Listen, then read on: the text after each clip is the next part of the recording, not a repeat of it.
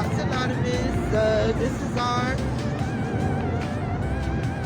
Oh, Lord, I didn't do no script together. First of all, I was like literally supposed to have like a whole... I was supposed to have like a whole, like... I ain't gonna say script, but I wanted to write down a list of things that I wanted to go over. Like talking? Yeah, basically talking points or Okay. whatever. Okay, so I'm just gonna start from the top, real quick. Thank you guys for tuning in for the last episode. Sure, No, it's fine. It's fine. Thank you guys for tuning in from the last episode. I definitely appreciate it. It was a different thing doing the podcast with the kids, but I definitely enjoyed it. Everybody, because I don't want to mess up like the scene and shit. I don't want to like keep. So hey, everybody that's coming in. Okay, so basically, I have here Chris, Freddy Freddy Kruger. Freddy Kruger, everybody give him a hand in one line, you know what I'm saying? He's an up-and-coming, oh Lord, he is an up-and-coming videographer and photographer. And man, we just had a wonderful day. Like, we really just had a wonderful day. I can't even lie. It was an amazing shoot. Thank you. And, anything you want to say? No, we're right next to the fire station. With this police? Damn, no, that's the fire station. Oh, that's why those sirens and shit be going off. Yeah, you picked the spot. Okay. But no. So, you know, I do videography, photography, stand-up comedy. Okay. And I do like funny social media skits and stuff like that. You don't really see that part of me because I'm serious around you in terms of like making music videos and photos, but I do have my like that got me crazy. When I saw ThotzAnonymous, I saw the title and I just fucking rolled off the fucking ground laughing. It was hilarious. And can you tell the people what you thought ThotzAnonymous was at first? In all honesty, we don't. This is not a kid rated show today. This is the more adult, unrestricted version. So anybody, we're still gonna try to keep it because I do realize. Oh yeah, happy birthday, Unc! Get fucked up for me, nigga. Anyway, okay, so, real quick, what was I gonna say? Yeah. What did you think ThotzAnonymous was at first when you first saw it? Well, I thought it was a joke, you know, like ThotzAnonymous and stuff like that. And I'm like, but like when I introduced myself, I'm like, I saw it, I laughed at it. Okay. When I introduced myself in there, I was like, hi, my name is Freddy Kruger, and I'm a thought. Right. You know, and that's what I did, and I was like laughing about it, but like. She's like semi-serious. I saw like she's like semi-serious, but like semi-comical about it, and I'm like, all right, okay, yeah. So here, I'm gonna pull the camera just a little bit closer. I didn't want to do this, but fuck it. Okay. Excuse me. Sorry about that. Only cause so that way. Okay. Yeah, it's not that bad. Oh, Jesus. Okay. Okay. Whoa.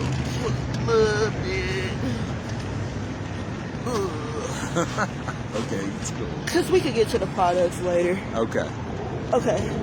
So, but yeah, I was like, you know, I'm doing my biggest social media platform in terms of comedy is definitely Snapchat. And then I take my stories from Snapchat and I post them on Facebook. I get a lot of likes and laughs. And then I also post it on Instagram, the land of the beautiful people. Thank you, Instagram, for allowing ugly son of bitches like myself to be on your ugly. I don't like that. No, but it's cool. Instagram doesn't really fuck with me that much, but Snapchat, they love my shit. Those kids on Snapchat really love my shit. So I post funny stuff in the story. I really don't do a whole lot of like Facebook posts and stuff. But yeah, I like that 24 hours and then it's gone after I say whatever nasty, crude things I say and stuff. So that's interesting. All right. Okay, so when you first entered the group, like you said, you introduced yourself, and I was like, yes, Yes, he gets it. Okay, so the whole concept for ThotzAnonymous is basically like, you know, you have Alcoholics Anonymous, you have Narcotics Anonymous, but you don't necessarily have you don't have anything. I mean, you have classes for sex, you know, for people with sex addictions and things of that nature, but nobody like really covers it because it's a very sensitive topic. It's a very taboo topic, you know. And I mean, don't nobody really want to talk about that shit. Well, you know what I'm saying? So go ahead.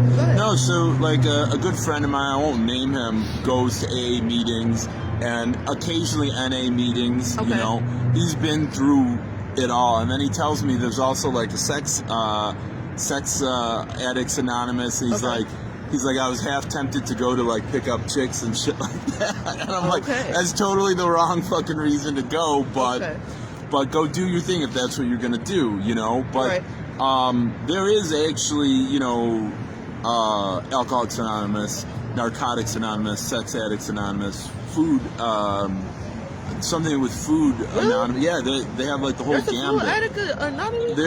There is. Yeah, I didn't know this. There's a lady who I know, friend of the family.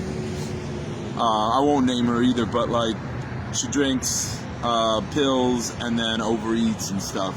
And so like she's got the whole trifecta of like, you know, substances and stuff. But yeah, she told me about that and stuff. So.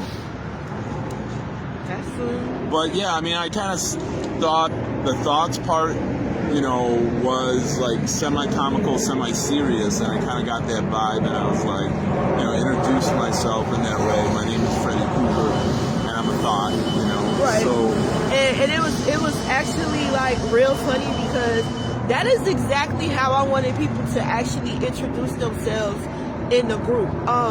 And I know a lot of people kind of looked at it. I got a lot of really, really, really terrible feedback in the beginning because a lot of people were, hold on. Like I said, we come back to the products later. Okay. So, you know what I mean?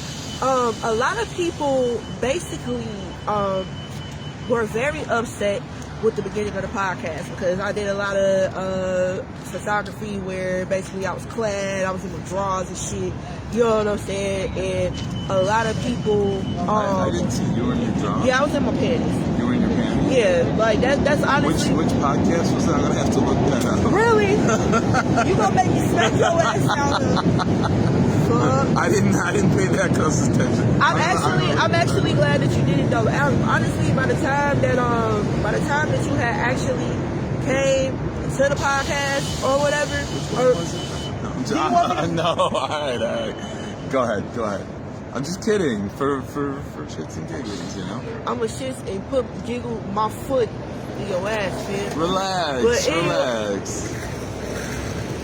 Anyway, yeah, so like when you know what I'm saying, basically long story short, when I had first started doing like the promotion and marketing for ThotzAnonymous, I figured that the best way to actually get people's attention was to do like the clad scantily underwear shit like that, you know what I'm saying? Yeah. Because you know, people have a tendency to like actually you know, y'all look at shit with women naked. Y'all know. Of course we do. Like, y'all really don't be giving a fuck half the time about what women gotta say for real. Like, we gotta paint that shit. No, seriously. I'm laughing because it's true though. And it's sad. It's sad as fuck. It's sad as fuck that we gotta do that shit though. Like, you don't even understand how it is being a woman, especially a black woman in a country that don't get two fucks about us. You know what I'm saying? Like, we go through a whole different level of extortion in this motherfucker. Like, they don't want us to know. Seriously, they took our whole identity. You know what I'm saying? Yeah. Like no bullshit. Can I ask you what your ethnicity is? Greek and Italian. You're Greek and Italian? Yeah. So y'all got holidays, y'all got traditions, y'all got, you know what I'm saying? Y'all got different family situations. Yeah. My people don't got none of that. Okay. we drinking, we gangbang. You know what I'm saying? Okay. Like, you laughing like I'm dead ass serious. No, I know you're serious. You know, I know, you know what I'm saying? Like, so like, you know what I'm saying? Like, it's sad because they use media as a form to basically strip us fucking everything that we had. And that's why, like, a lot of our men, they be struggling and shit, because it's like, you know what I'm saying, like, white privilege is real shit. You know what I'm saying? Like motherfuckers is literally getting away with motherfucking murder and shit. You know what I'm saying? We can't do no shit like that. Like us, we can't march to no White House and say fuck everybody. We can't do that. Seriously, we can't do that shit without catching, you know what I'm saying? Like, they didn't catch no rubber bullets, no nothing for that shit. So like the reason I made the podcast is because as a black woman growing up, you know what I'm saying, I started to realize, it wasn't until I went to prison. I think we had this conversation, you know. It wasn't until I went to prison and I started to realize, like, damn, like, I'm a lot more than what I'm putting myself through. I'm a lot more than, like, what my body is, and you know what I'm saying? All of that shit. Like, I actually, like, got something to live for, you know what I'm saying? Besides feeling like I need a man all the time. Now, when I say need a man, you know what I'm saying? I'm not saying, like, what's the word I'm looking for? I'm not saying that I don't want a man, you know what I'm saying? And I also feel like, you know what I'm saying, like, the man is the head of the household, you know what I'm saying? Like because of what I believe in, the man is the head of the household, you know what I'm saying? But also at the same time, it's like, in this day and age and generation, like, the people that we grew up with, you know what I'm saying, it's harder for us. It's real life harder for us. Like, it is. Okay. It's harder for us. So, and black women, they use black women. It's a lot of companies, they use black women. They use us as pawns and all type of shit. Sure.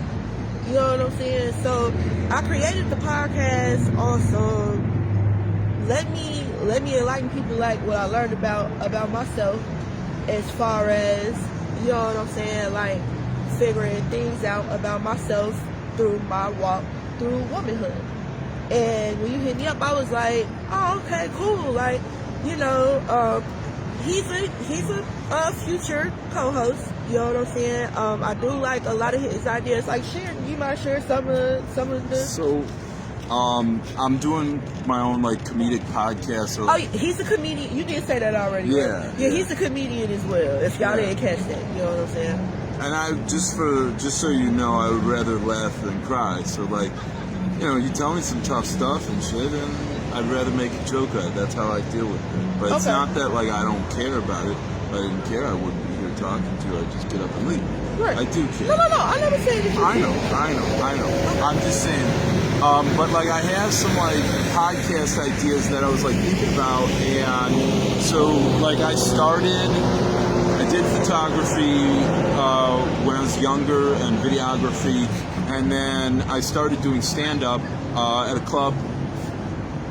It's a strip club in Melrose Park, 2121, and they had an open mic night, and I was doing stand-up comedy, and most of the other people there were doing hip-hop and stuff.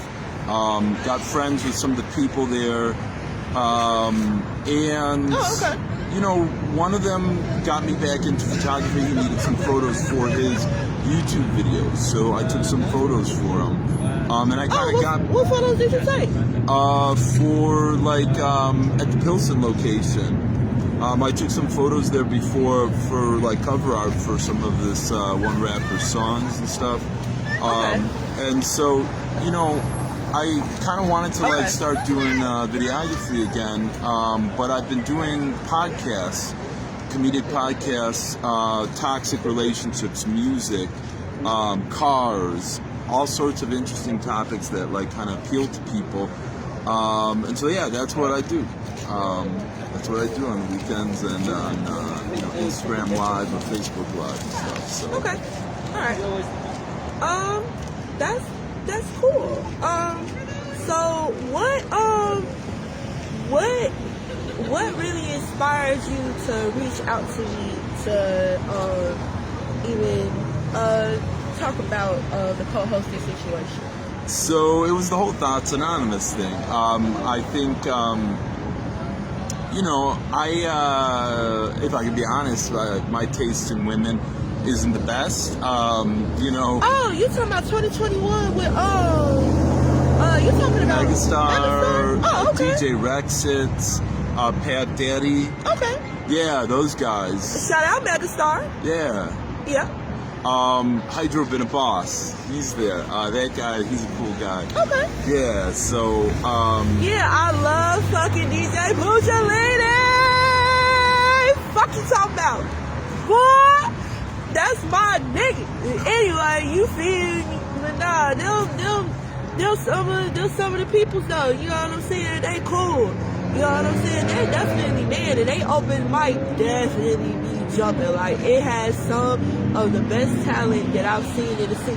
One of the artists that I used to help co-manage, she's performed there a few times. She's dope as fuck. She's dope than a motherfucker. You know what I'm saying? She's been doing her fucking thing too. Like, I definitely you know what I'm saying, miss going out and seeing everybody. You know what I'm saying? But shit, young bosses in the making gotta, you know what I'm saying, handle their own shit before they come back. You feel me? But no, go ahead though. No, so why did I go to ThotzAnonymous and stuff? Like, some of my taste in women is, not the best, toxic, and I thought about one of my recurring skits, is there's a cardboard cutout of Lori Lightfoot, and I nicknamed her Lori Bay. Lori Bay. So Lori Lightfoot, I have literally a cardboard cutout. Dude gave it to me on my birthday, first night of the looting. Okay. He got it, I don't know where, I didn't ask, but I thought it was the coolest birthday gift I ever had. He gave me a cardboard cutout of Lori Lightfoot, and I just took a whole series of toxic women, really just two. One that I nicknamed Miss Toxic, and she is not, I took all of her toxicity and put it into this Lori Lightfoot character, her starting arguments, her getting into bust down fights and stuff like that, trying to get me in trouble or something like that, even mentioning domestic dispute or start all sorts of crazy shit. And I took all of those characteristics, put it into Lori Lightfoot cardboard cutout, called her Lori Bay. Okay. And the shit blew up on Snapchat, Facebook, even Instagram had a lot of laughs and stuff like this. And I'll try to send you some of those too, maybe link them in later. But people laughed at it. Even Miss Toxic, the lady who is the basis for Lori Bay, thought it was hilarious, and she'd laugh and she'd ask me to send videos. And in my head, I'm thinking don't you realize that's you? You're laughing at that is you, Miss Toxic. Lori Bay is you. Oh wow. And she didn't I don't know if she ever got it or not, but she just thought it was funny. But that's what I did with these characters and stuff like that, and just did skits. And so then when I saw ThotzAnonymous, I'm like, this is perfect. This is exactly the thing that I was looking for. Okay. That's what I thought. In terms of comedy and moving some of this toxicity with bad relationships and being a thought, just connecting it all in there. I'm like, have you ever felt like a thought? Yeah, I have. Okay. There was a period where I want to say I was making good money, really, really good money, and just not really giving a fuck about, I went for bartenders. I did. I would go for bartenders. Okay. And I had a series of them that,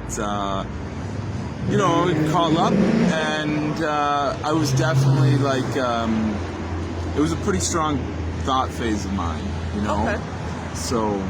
So what do you feel like you learned from going through those different phases? There was one woman who I was with in my early 20s, and you know, we had like a strong attachment. It didn't work. We were together for a little while, and I was like looking for that like perfect woman throughout like my mid to late 20s.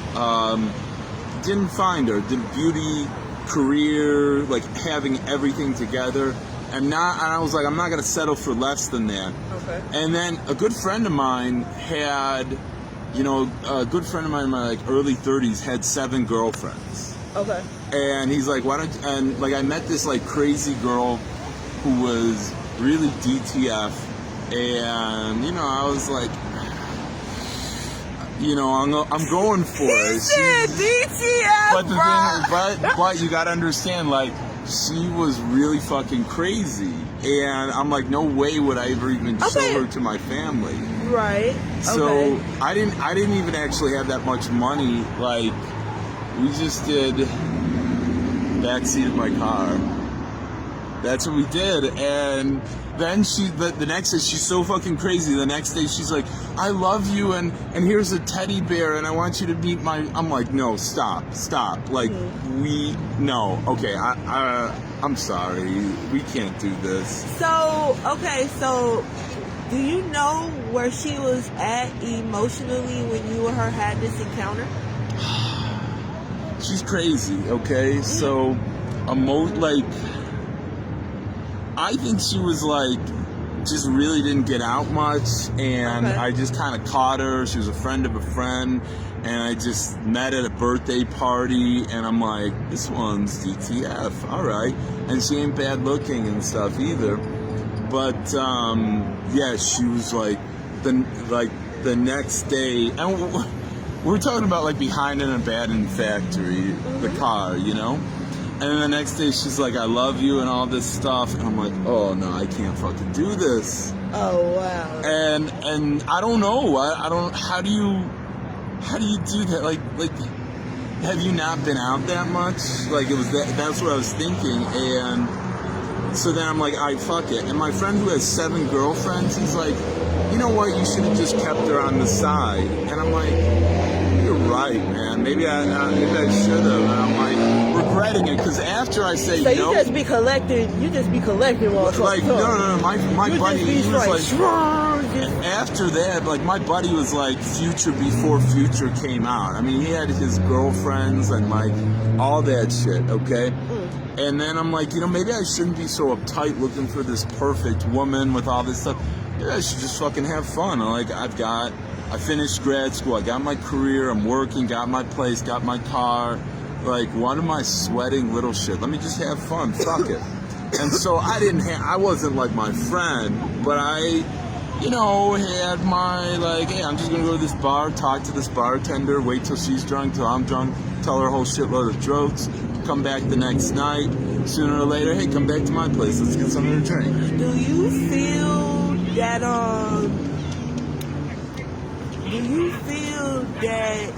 at any point, okay, kids this is where we censor for the children. Okay, so do you feel that at any point in time, what were you looking for, like when you were going through those? The thought phase? Yes. That's what I was looking for. Like, what do you want me to say? Like, that was it. That was my one thought. Wasn't this head. It was, that was, and you know what? I'm just like, you know what? You know, I don't want to talk about the serious relationship when I was in my early 20s, but I'm just like, let me just have some fun. Like, why not? Just kind of do it. And so, yeah, it's early 20s, so that makes sense.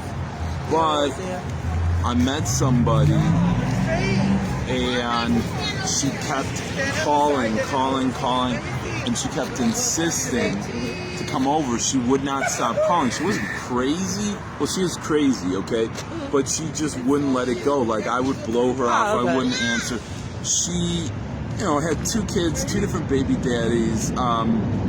Decent, beautiful face, but like, gravity took its toll. Okay, gravity really took its toll.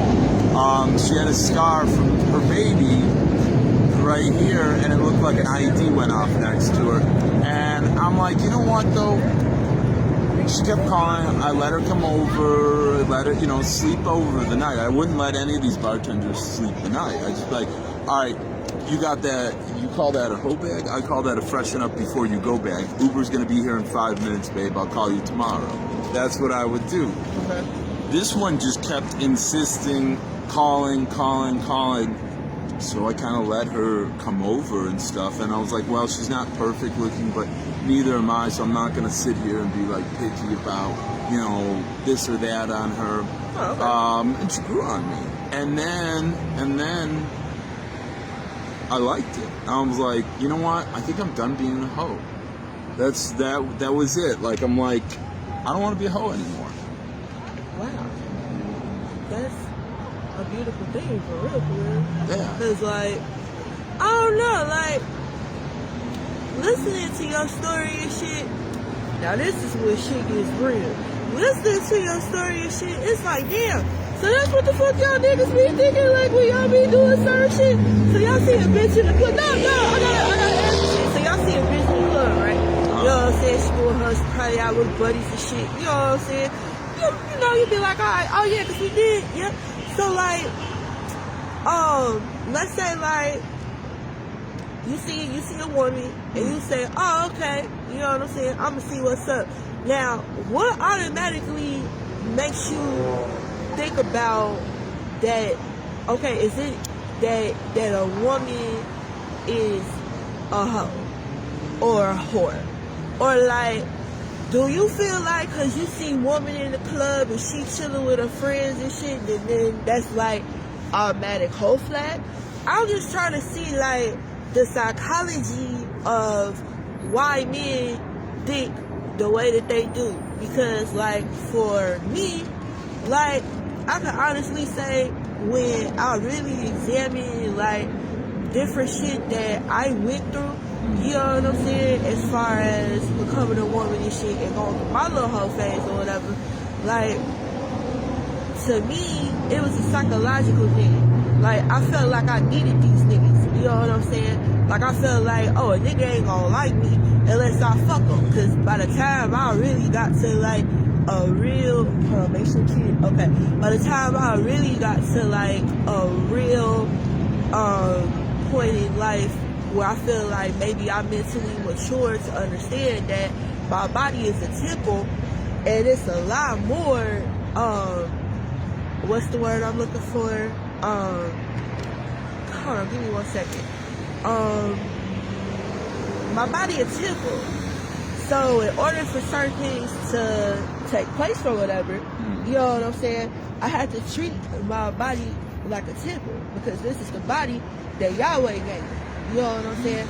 I feel like as a woman going through different phases, especially a woman that's been raped and molested and shit like that, you know what I'm saying? And I'm talking about motherfucking men and women, you know what I'm saying? Like, did you ever go through a phase in your life where you've been sexually assaulted? And I'm asking you this for a reason. No, seriously, like I'm asking you this for a reason. No, I haven't been sexually assaulted. You've never been sexually assaulted? No, there was one older lady who, this is when I was 20 years old. This lady I worked with at UIC, and she told me she had a miscarriage, told me she was married and had a accident where she burned her leg and shit. And we went to take photos. This was when I was like first, learning how to use cameras and stuff like that. And she did wanna, she was like, she wanted to have sex and so she wanted me to like pull my dick out and like she wanted to give me a head, and I'm like, you're 25 years older than me. You're you have a husband. You're not my type. And she was like copping a feel on my leg, and I was like 20, 19, And I'm like, I was a little bit off put by it, and I'm like, I'm not hitting this old lady up and shit. Like, I don't want to clear the cobwebs out or any of that shit. I don't want this lady. Right. And she was coming on hard and shit, but like, I like grabbed her hand, put it on the steering wheel. I'm like, all right, yeah, hey, listen, I gotta get going and shit. She respected you though, right? Did she respect your wishes, or did you have to like completely remove yourself from the situation? No, I mean, there was a couple times I'm like, yeah, listen, I'm not going to say her name, but I'm like, I'm not doing anything with you. I'm not interested. So you could drop me off where I park my car, or you could just drop me off here, whatever you want to do. But yeah, that was one thing, and I'm like, afterwards... After that, she was real cunt to me after that.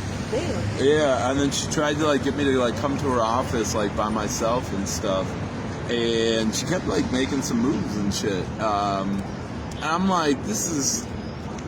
At that time, I was looking for like an ideal woman, and I'm like, this lady is 45, I'm 20. This lady is married. She just had a miscarriage, like. I don't want that messy shit. At that time, I was like, no, I don't want this shit. Like, fuck what we're doing. We're gonna get in trouble, kind of shit. Like, and at that time, you know, to be honest with you, I was 20. I'm like, there's girls in college, and I'm like, going for them. So I'm not fucking around with you. Right. That makes sense. Yeah. So I was like, this isn't gonna happen. She still. Like another supervisor would give me a note and tell me to go to her office, and she'd want me to sit down. I'm like, no, I'm not sitting down and shit. She'd have the chair next to her. I'm like, no, I'm not doing that. And eventually, she moved on to another boy tour, and he went for it. And I'm like, good, I'm off the hook because I don't want to fuck around with that shit. So, but yeah, that was that. But no, I wasn't sexually assaulted. She came on really fucking strong, and it was weird. And when I told her no, she didn't take no for an answer for a while. Yeah, I be hating that shit. So imagine like that's pretty much, you know what I'm saying. And please make sure, because I will pick those up. Yeah. So basically, you know what I'm saying. Like, imagine going through that shit on a fucking consistent basis. Like, you be minding your business. Yeah. You be serious, you be minding your business, right? Yeah. And then out of nowhere, it's like dick. It's like you can't have conversation with motherfucker. And he pulled it out. Where the kid? Hold on, let me Nah, the kids are gone. The kids are gone. Say what but you know what I'm say. saying? Like, real nigga shit though. Yeah. Like, for real. Like, pull it out on you? Yeah. Like, what the fuck is wrong? For real, what the fuck is wrong with you? Like, how the fuck you just pull out motherfucking dick on the motherfucker? Like, that shit don't even make no motherfucking sense. Don't nobody want to motherfucking keep going through that shit over, and the fuck over, and over again. You know what I'm saying? So it be like with shit like that, like men be like, all women hoes. All y'all want is money. All y'all want is money, weave, and look good. You know why? Bitch, cause we tired of getting touched. Fuck. Nah, like for real though, like motherfuckers get tired of that shit. Sometimes women, you know what I'm saying, we just be one of motherfucker to like chill with, chicken with, you know what I'm saying? Like, it ain't always got, look, don't say no, don't say it first. I just be having both, cause you know what I'm saying, shit we talking about, it made me emotional. And I was like, I got PTSD. So it'd be like, so for real. Yeah, so it'd be like, so you know what I'm saying, like it'd be like, damn, like, you know, I can think it. Motherfucking thoughts, not for real thoughts, and then the thoughts that start coming on the flip shit. side, and then not for real, like motherfuckers probably. I gotta hit the motherfuckers probably. Excuse me, y'all. Let me put this motherfucking mask on. So motherfuckers get to doing the motherfucking thing. On the flip side, how many women out there want a guy to pull out his wallet, his credit card, his money? You don't want us to pull our dicks out. I get that. But you definitely want that wallet. You definitely want that cash. You definitely want that credit card. No.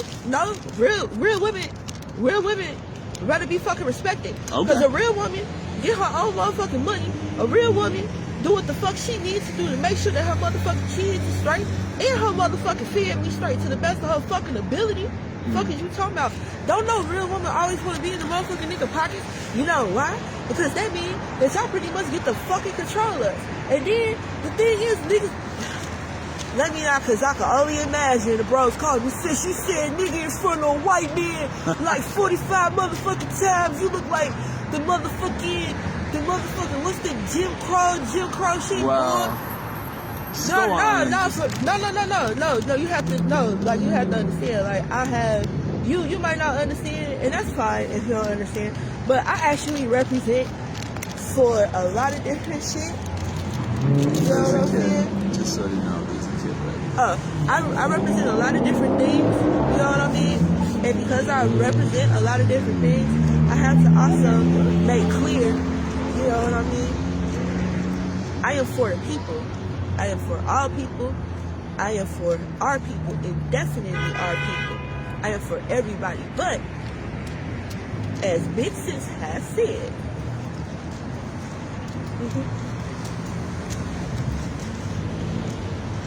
we also have to be for our own struggle.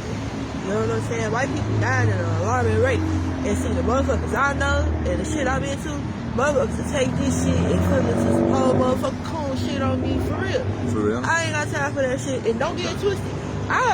You know what I'm saying? Sometimes I used to have a hard time with white people. I ain't been this close to a white person in a very long time. I can't even fake this shit, y'all. Like, I ain't been like next to a white person in a very, very, very long time. No, not like this. Like, I have white family members, you know what I mean? I have cousins that are mixed, all of that, you know what I mean? But I have always been uncomfortable with white people. When my niece and nephews were born, you know what I mean? I was like, wow, they're fucking cool. Like, look at them, Joe. Like, this is what, like, you know what I'm saying? Like, what we supposed to be working towards. Like, we supposed to be working towards, rather like, you black or you white, we still all people. But then, in the midst of that, I also had to remember, like, I'm still a black person. And when my nieces and nephews being mixed, they're going to have it harder because they're not going to know what side to be on. Then, if they do follow more after, you know what I'm saying, the indigenous side, then they're going to have a lot of problems, you know what I'm saying, in the white world. I'm just being 100. Like, they going to have problems. They not going to get, they'll probably get, like, you know what I'm saying, a little leeway. And and just for the record too, because I don't want you to feel, for real, I don't want you to feel uncomfortable. No, seriously. Okay. No, seriously. I don't want you to feel uncomfortable while we talking about this, you know what I'm saying, seriously, or none of that, you know what I'm saying. I want you to this is a conversation that we're having, because I had to realize that, okay, it's not your fault. Yo, you know what I'm saying? Not even yo. You know what I'm saying? Like, it's not your fault that my ancestors were slaves. It's not your fault that the system, you know what I'm saying, don't fucking like us and want to wipe all us the fuck out. You know what I'm saying? That's not your fucking fault. It's not your fault. No, it's not. So it's like, who am I to hate on you? You know what I'm saying? Because you are who you are. You know? Yeah, I got you. No, I never woke up any day in my life thinking that this is my fault, or this is my mom and dad's fault, or grandma and grandpa's fault, or great-grandparents and great-grandparents' fault, or anything like that. And, you know, I am who I am, and I don't apologize for it, and I don't ask anything more or less than anybody else. That being said, I think if I came here and I was like very apologetic or anything like that, we couldn't have a real conversation. On the other hand, if I came here real hostile and stuff like, man, that's a bunch of BS, I don't think we could have a real conversation. I don't wake up and like feel indifferent or like feel like angry or feel anything. I go and I do what I do. I teach. black neighborhoods, ghetto neighborhoods, and I like it. I enjoy it. I like the action. It be so weird hearing white people say ghetto and stuff. I'm not gonna lie. Well, what do you want me to say? It sounds so racist. Like, no, look. This is the perfect keynote, right? Mm. Like, so, what's that lady name? The Mimi lady. The Cantonese, or she not Chinese, or she's some shit, like the Korean. Mm. She's some shit, and like, they got on her ass because she said the N-word and shit. And it kind of fucked her up because she like, excuse me, she like, you know, what she say, she said, I grew up in the ghetto.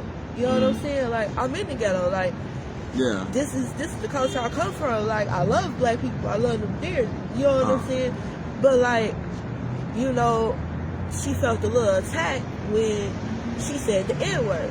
And it was crazy because on both sides, I felt her perspective, but I also felt the people perspective. Gotcha. You know what I'm saying?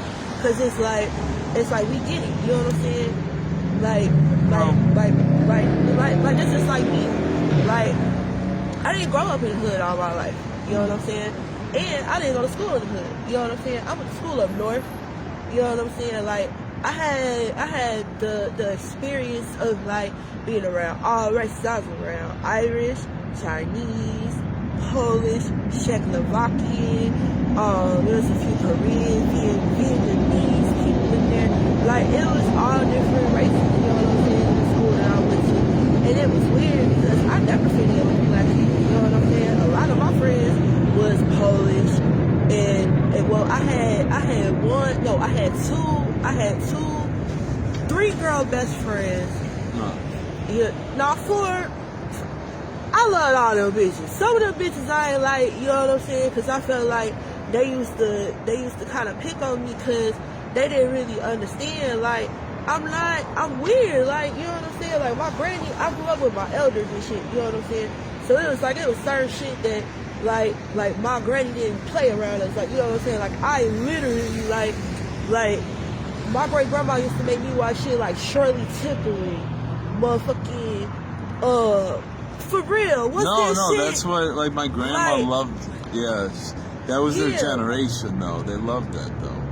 Shirley Temple, all these like old movies and like old shows and stuff. But that was a generation. Yeah, like she used to watch Walker, Texas Ranger, motherfucking Victor, Van Dyke, some other shit. You know what I'm saying? Like, we used to watch a lot of different shit. You know what I'm saying? Like, and basically it was like what the other black kids or whatever grew up watching. I didn't watch that. Like, I didn't watch Friday till I was like damn near a fucking adult. Like, I didn't watch. Boy, they said, boy, you was the most non-blackest black motherfucker we done ever seen in our life. Like, it's a lot of movies. Like I remember watching Coming to America, but I haven't seen like it in so long. Like I be feeling like my cousins and shit. Like, them niggas, they could quote all that shit. I can't quote all that shit, you know what I'm saying? And I always used to feel like, you know what I'm saying, a white person. Because, you know, in the neighborhood I grew up in, shit, motherfuckers was, as you say, it was ghetto, you know what I'm saying? But the ghetto is fun as fuck. We call it the hood, though. See, we don't be liking to call it the ghetto and shit. Because it be like, it is the ghetto, but it's still the hood, you know what I'm saying? Because the ghetto, it be like a negative, is like, it negative? It's not, okay, so put it like this. I never knew the ghetto was negative. Ghetto in a sense, for real, ghetto in a sense is negative. Okay. It can have a negative connotation behind it to where people like perceive it the wrong way, you know what I'm saying? And it's also a nickname, you know what I'm saying, that the government gave us. So it's like, in a sense, it's kind of disrespectful. Like, a lot of people don't even know, like, you know what I'm saying, the origin of the word nigga or negro. Or, you know what I'm saying? Like, a lot of people don't even know, like, what it really is. You know what I'm saying? So it'd be like And that be the thing, like people be like, nigga, the whole time. It was a positive meaning behind that, you know what I'm saying? And people used it as a way to basically, you know what I'm saying, enslave us and shit, you know what I'm saying? So basically, like, it be like, it used to be hard to explain. How you doing, sir? God bless you. God bless you too. God bless you. Thank you. But what was I gonna say? Yeah, so basically, like, it was weird, you know what I'm saying, growing up, cause, man,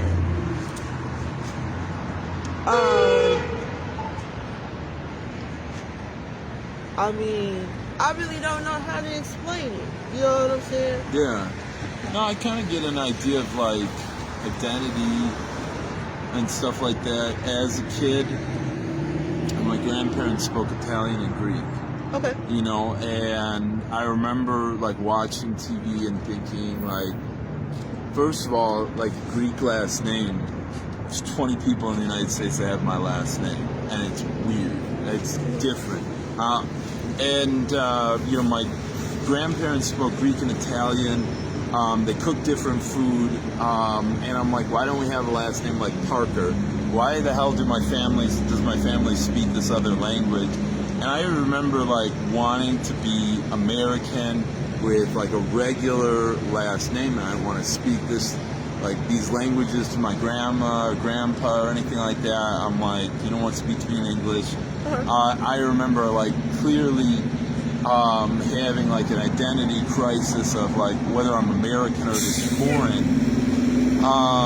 You know, I really felt out of place. What I found out years later is, like, about 100 years ago, most white people, their ancestors came to Chicago from Italy, Greece, Germany, like Poland and stuff like that, and almost every white person, like, Chicago is one of the only cities in the U.S. where white people don't really, for the most part, have, you know, Smith, Parker, these last names are really rare. And I realized, like, I am American, like, you know, having been to the places where my family's from in Italy and Greece, you know, I'm an American through and through. I could never go back to those countries and live and stuff. Some of them are nice. Some of them are really, really poor to this day, you know. I remember, like, hearing, like, you know, my grandma told me that her parents thought it was amazing that they had an apartment with running water and electricity. Like, that was really a fucking thing, like, but it was. Like, in Italy, they had a dirt floor, and, like, I went to the place where my grandpa's from in Greece, and there's literally people that literally they have dirt floors in, like, a shack. That's what they live in. Okay. They're great people, they're kind people, but they don't have a whole lot or anything like that. Okay. But I remember feeling like some sort of, like, identity crisis, like, am I American or am I Greek or Italian? But thank you, I am both, though. You know, but now I could never really go and live anywhere else or anything, you know? So, no, I can't really do a waterfall, so I'll just get some water later. Well, no, you go ahead. Yeah, because we're actually down to our last, supposed to be 15 minutes, but I wasn't keeping track of time. Okay. So we're actually down to the last 9 minutes. I just want to say thank you so much for coming out. Like, that was cool as fuck. Yeah. I hope I wasn't too much of a hard ass. No, I mean, I saw when your eyes are popping, I'm going to back off you and shit, because if I make a joke when your eyes pop, I could tell. You were going to snap. I knew. You're laughing, but it's kind of true, though. But I can contain myself, you know what I mean? Like, the only time I would do something like that is if I felt threatened or I felt like my safety was compromised. All right, so well, I don't want to risk it. You know what I'm saying? Like, so what made you have me on this? Like, you never have been around white people, or not very often? Honestly, I wanted you on here for a multitude of reasons. I wanted you on here because I feel like, one, I do need a guy's perspective. Mm-hmm. You know what I'm saying? And I thought it would be interesting to, like, see, like, Another ethnicity perspective on like relationships, black relationships period. Gotcha. Different things, also different things that you went through, you know what I'm saying, because you know, one thing when we were when we did like the initial meet and greet or whatever, I guess is what you know what I'm saying, call it. You know, you had a story, and your story was very intriguing. Your story also, was something that I could relate to, and I also felt like that once you kind of understood that, you know, I was playful about the ThotzAnonymous thing, but I was like real serious about it too, because relationships can make you feel different type of emotions that are really like hold you back from like the gifts and stuff that you have in life, and from having like real interactions with people, or from even trusting people and being able to trust people. You know what I mean? It could make you into a real evil person. Okay, all right. You know what I mean? Yeah. So it's like, it's like, because I've been all of those things. I've been the cheater. You know what I'm saying? I've been the cheater. I've been the side piece. I've been the macaroni and cheese shit. You know what I'm saying? I did motherfuckers, you know, all the type of snack, all that shit. I've also been the meal though. You know what I'm saying? I've played a lot of different positions with men, and sometimes, you know what I'm saying, that shit can get dark, because with women, we automatically attached to men with our feelings. We're automatically nurturers. We automatically like want to like help things grow. If we see something hurt, you know what I'm saying, we want to patch it up. We want to do the right thing by it. You know what I mean? So basically, like, I wanted to get like your perspective on maybe different situations that you've been through, so we could kind of like basically get a male perspective. Shit, I don't know how else to say this shit. You know what I'm saying? Like, because I think with me, it's like people just think I just be talking just to be talking or whatever. But there's a reason why I really like had this podcast together. Like, I just wanted to be an eye opener to people. I want people to really know and understand that, you know what I'm saying? Yeah. Maybe you do have a past. Maybe you know what I'm saying, you got all type of shit. You might even got a few videos out there. I hope not. And don't even know you got them bitches out there. Them bitches is out there floating, root beer floating through the motherfucking iCloud with your real pussy bitch ass. You know. But no, that wasn't for you. That was for some motherfucker. But anyway, you know what I'm saying? You know, and I don't care even call them motherfucker fuck nigga, because sometimes women, we do dumbass shit, and we, you know what I'm saying? For real, we do dumbass shit, and we'll allow people to catch us slipping and shit. Like, a lot of times we may have boundaries, or we may have things that we don't want to happen, but sometimes we also have to remember, you know what I'm saying, that everybody don't have no boundaries. You know what I'm saying? Like, I put myself in bad situations where I'm thinking that a person would be respectful of boundaries and stuff, and the person was way less than be careful because you know what I'm saying? Like, that's just like me. If you tell me something, I'm gonna do my best to stay at that boundaries. You know what I'm saying? However, also, not only am I gonna do that, you know what I'm saying, I'm gonna make sure that motherfuckers is comfortable around me. Because I've had people make me uncomfortable. You know what I'm saying? And I felt like at one point in time, it was because I wasn't saying nothing. I didn't know what to say, but I still wasn't saying nothing. You know what I'm saying? So it's basically like also a way for young women and women in general, you know what I'm saying, to not be in those predicaments, to even feel like you a thought, or feel like you in some dark shit, or feel like, you know what I'm saying? Because a lot of times too, you know what I'm saying? A lot of times we take things for face value because we're women. So when we take those things for face value, we automatically think, you know what I mean, that that's what it is. But then sometimes, okay, like let's say me and you go out or whatever, right? You know what I'm saying? I'm just gonna use me as an example.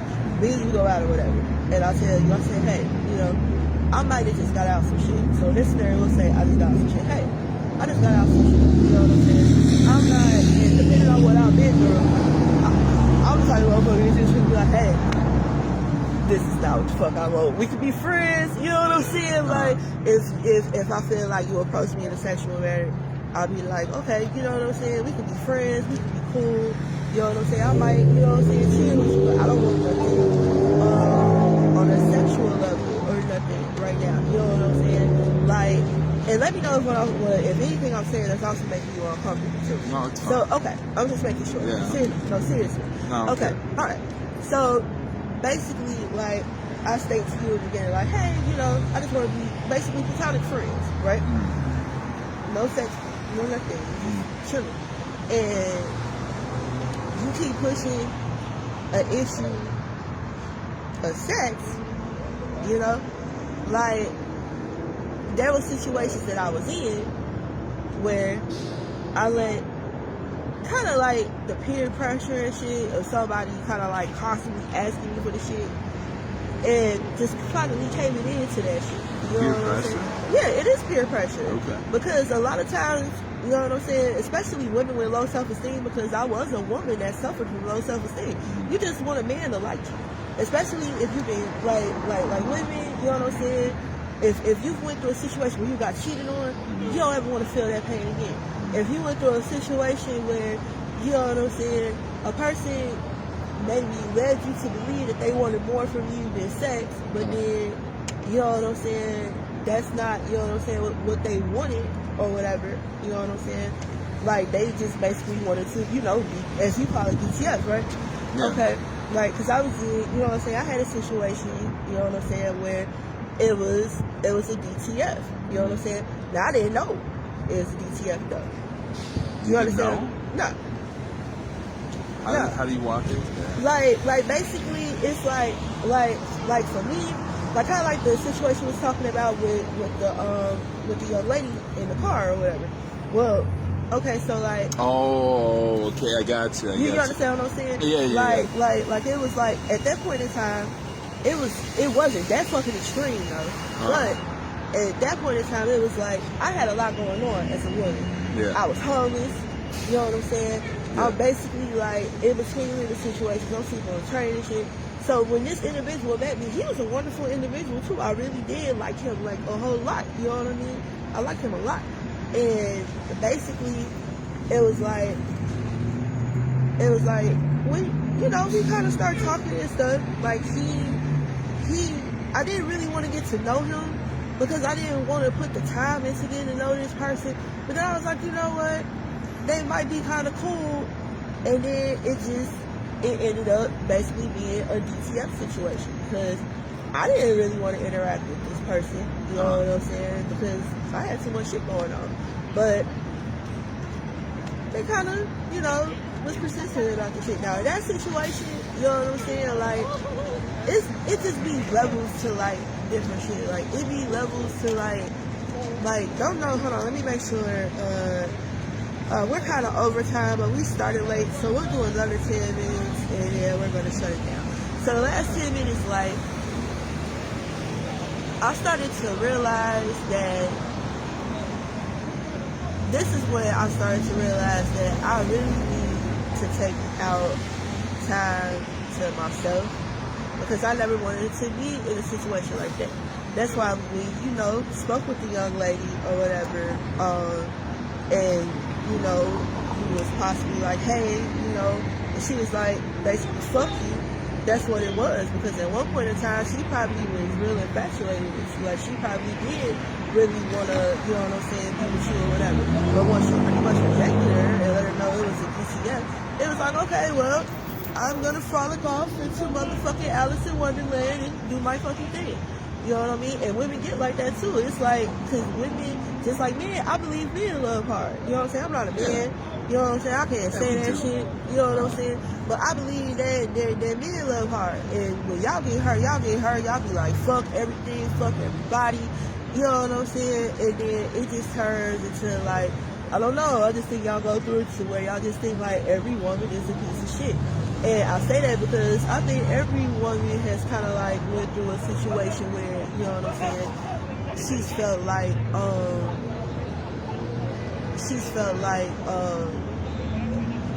all men are pieces of shit.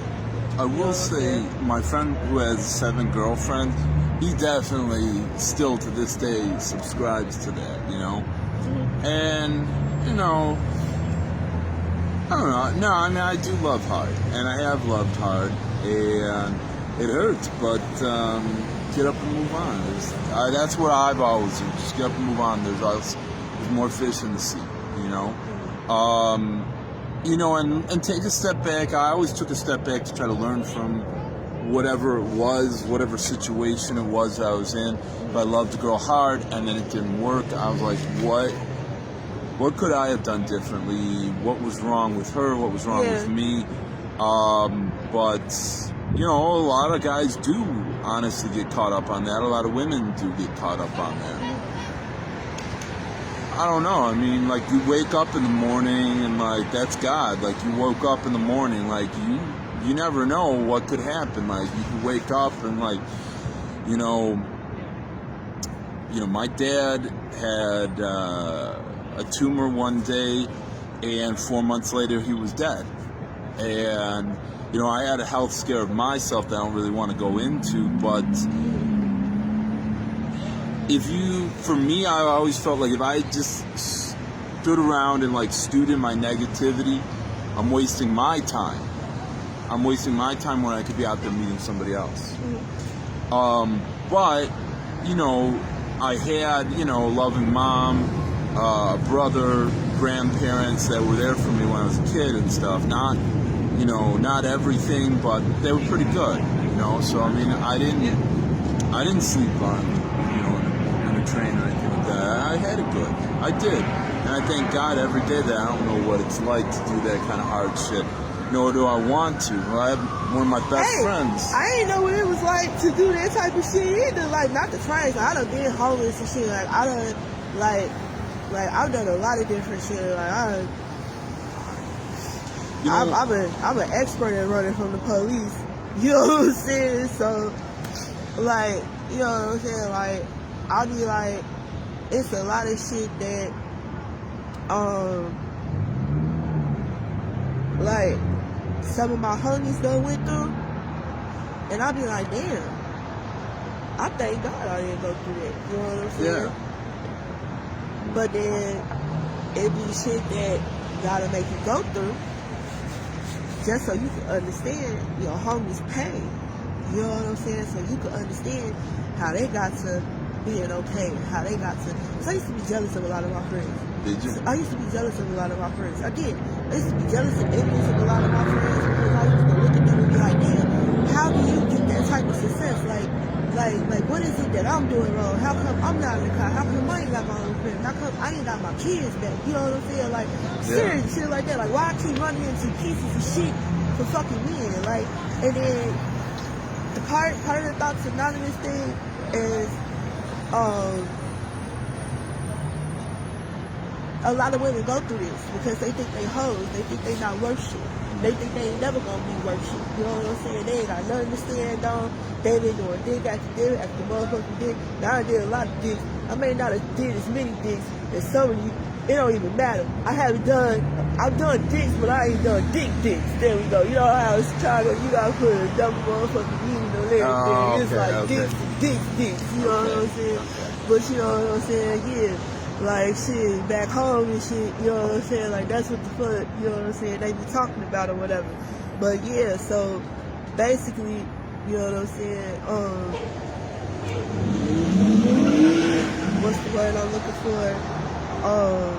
So you were like, right, help me out you here. were saying like, you know, you didn't feel like as a woman, like, you know, that maybe you were thought and that maybe you weren't worth a lot. And, you know, you said that you had done digs. Yeah. You know, and then I've done digs. Yeah. I don't know. I don't do digs. I mean, that's what people do. Yeah. You know what I'm saying? I'm personally not a fan of that shit. I know I'm gonna lose a lot of people after this. I'm just not. I'm sorry. Y'all cool as fuck though. Like y'all little parties and shit like that. Like it be busting a little bit. I don't think I've been to, not since I've been like adult. I haven't been, but you know, like teach his own. I just, you know what I'm saying. But that's good. I appreciate. I don't even know how that. I don't know. I don't remember where we were going. Oh, right. No.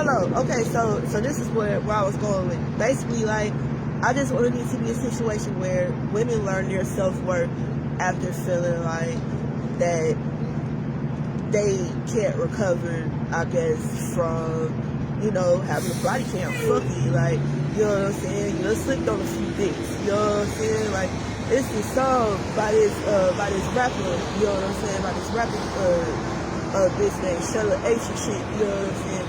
And she be like, I slipped on it, did, or some shit like that. Like, for real, it's a whole, I promise you, when I see the video, I said, this bitch retarded. This bitch said, I slipped on. I said, get the fuck out of here. This bitch got a song. It was an accident? She slipped out of it? This bitch got a song about slipping on dicks, bro. I said, hell no. Like, it be like that sometimes, though. Like, sometimes you don't even be, like, that's what I said. Also, too, like, I've been in situations where I've been raped. I've also been in situations where I just made bad fucking decisions. You know what I'm saying? Yeah. But a lot of that still stems from low self-esteem. You know what I'm saying? And basically, I just want to, like, because I don't think we talk about it, though. I feel like we live in a culture where it's just like, I mean, I ain't mad at the strippers or no shit. I love them bitches. I ain't gonna lie. Y'all love strippers. Strippers, yeah. So I love strippers. Half time on motherfucking strippers. Fucking something about it. Anyway, you know what I'm saying? So, like, you know what I'm saying? Like, basically, you know what I'm saying? I just want to give women a different perspective of, you know what I'm saying? It's fucked up out here for both sides. Believe it or not, the fellas are sick of this shit. The fellas are sick of the breasts and the clad ass clothing and the ass cheeks. No, we're not sick of that. Trust me, we like that. Keep doing it. Keep it coming. Keep it coming. Don't stop. Don't listen to it. Keep the clad and everything. Yeah, we like that. Thank you. So fuck what he just said, because we want to be women and we want to have families and we want to be honorable and we want to, you know what I'm saying, rebuild shit in ourselves, and we are so much more than just our bodies. We have a mind and we are damn near motherfucking earth. We give birth to things. This cocksucker wouldn't even be here, you know what I'm saying, without a woman. Let's be I'm not saying I wouldn't. I'm never saying I wouldn't be here. But this is what I'm saying. I'm just saying, you know, if you show a little skin, it's a psychology. Show some booty, we like that. We will make more kids with you if you show that to us. But do you care if your woman shows that in public though? You want your, you know what I'm saying? You want your wife just titties and all that shit out. I'm saying that because it took me. You see what I'm saying? Yeah, it took me a while to understand and comprehend that shit. Cause I was one of them bitches. I'm talking about titties out, like them bitches for real. Like, you know what I'm saying? Like I ain't saying it's nothing wrong. Like on it, because when you're in the entertainment field, like I'm gonna do a few videos on some Cardi B, motherfucking Nicki, motherfucking Megan, and motherfucking, you know what I'm saying, the lady shit, you know what I'm saying? Because I mean, shit, in a sense, this is how the kids got here and all this whole shit, you know what I'm saying? But it's like, I feel like at the same time, like it also has to be like, a certain level of decorum. That's why I also have been doing like my celibacy journey and stuff, because I started realizing that it's gonna be a while before I find somebody that actually understands like the field that I'm in. Like, it's gonna be a while before I actually like find somebody that's gonna be okay with me, because men aren't okay with having their actual partner wearing clad or skin tight clothing. You don't want your wife out there ass cheeks. You just don't want that. No, you're right. I give you that. Like, especially, like, it causes like commotion and shit. Yeah. It's like we're constantly like getting into fights and stuff, or at least arguments, you know. Yeah. So you see what I'm saying? So I'm not saying that like don't get me wrong. Sometimes I do feel sexy. I do feel empowered, because I can walk around this bitch in a bodysuit and stilettos, and niggas is gonna pass out. Like I'm fucking Michael Jackson. Like, niggas is gonna fall the fuck out. Boy, see that Megan? I said these niggas is passing the fuck out over shorty. I'm talking these niggas was like, I mean, shit. I'm like, what the fuck? And it's crazy though. You know what I'm saying? Like, for real. Like, it's some real crazy shit. But it's like, you'll oogle that. You'll like that shit. You'll be like, oh yeah, I'll DTF that. You know what that's I'm right. saying? That's right. But you not finna take this bitch home to your mama. That's right. Yeah, that's right. You see what I'm saying? So imagine being in the entertainment industry, having to be in a relationship with a motherfucker, and having to explain to them that, babe, I love you. I just go out and show some ass, shake some titties sometimes. Yeah. But everything is for you type shit. You know what I'm saying? Yeah. So like, basically, you know what I'm saying? Like, men don't honor that shit. And even if they do, in the background, they still don't like it. Well, no. There is one thing that we like, though. You know, like when we got that trophy girl, trophy wife, and like it sucks fighting other dudes constantly, and you got to be ready to like throw down. I might seem like a soft motherfucker, and that's fine. You can think what you want to think, but I've been in a lot of fights being next to a hot girl, you know, that I was taking out, that I was dating, that I was whatever with, and but we do kind of like, yeah, I got that. Fuck you all. Fuck you all. This one right here next to me, that's mine. Go to hell. You got your BMW and you still don't have a chick half as bad as this one right here. Fuck you. That's what I think, and I love it. And I love it.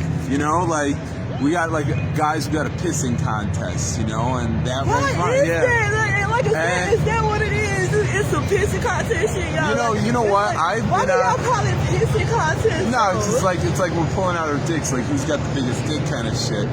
And like, I remember I took this really hot girl out, Isabella, smoking hot, and I took her out to get some ice cream, and there was all these dudes parked, and these dudes had like, you know, $12,000 like katanas, like they had fucking like a BMW 5 Series, and they didn't have any like bad bitches, and this chick was hot, and I had a fucking like beat up old pickup truck, no fucking joke, and I pulled her out, and this one dude is like, bro, I gotta shake your hand, like your girl is so hot. He's like, I gotta shake your hand.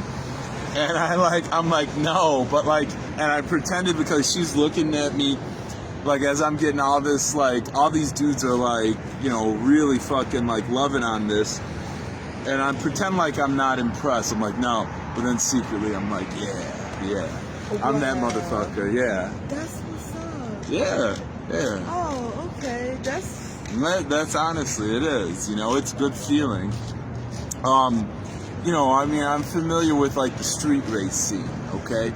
And when you're driving a car and you beat somebody in a street race and their car is faster than your car, you can actually pat yourself on the back and be like, yeah, I'm a good driver. You know, I know how to shift good. You know, I know how to trick the guy out, like, and like do a false start a few times until the guy's like doing a slow start and shit like that. And I'm like, got good reactions. You can pat yourself on the back like you're the best dude out there. And when you got a hot chick, you can be like, yeah, I'm that motherfucker who's got that shit. You know, pat yourself on the shoulder. It's an ego boost. It is. There's no other way around it, you know? So. Oh, okay. That's a beautiful thing. Well, yeah. I definitely, we're pretty much out of time here. And it is freezing cold. It's too. cold than a motherfucker. It is. And we got to go. I'm talking about it's cold than a bitch. I'm talking about it's so motherfucking cold.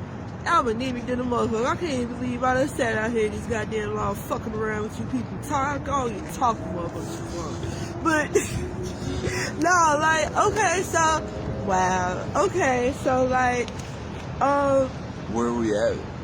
Chinatown. Yeah. Somebody said, where are you at? I don't even know when they said it. It's a nice place to enjoy yourself. Yeah, thank you. And it's comfortable. It is. It You is. know, I like how you got the ladies under here enjoying. Thanks, Thank man. you. There ain't nothing wrong with that. Don't tell on me, man. You got the prettiest lady. Keep it between me and you, man. Thanks, man. I appreciate it. Thank you. See, ego boost there? You see, that's exactly what I'm talking about. That's what's up. That's what's High up. five for the ego boost, nigga. Hey! Alright, but yeah, like I said, we out of time though, you know what I'm saying? We finna go ahead and wrap this situation up. Thank you all for tuning in. Also, before we get up out of here, this book, I got another book that I'll be pushing in April, but I'm gonna try to finish this one up this month. Once again, this is You Are a Badass and Making Money by Jen Cesario. I'll have a sample basket for the St. Patrick's Day baskets and the Easter baskets, on Wednesday.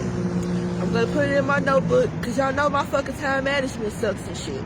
So I'm gonna put it in my notebook, you know what I mean? And I'm gonna make sure that, I have those samples for you. And also, I'm trying to think what else. We just got a lot of good stuff coming up. And that's it. Ciao, everybody. Hey.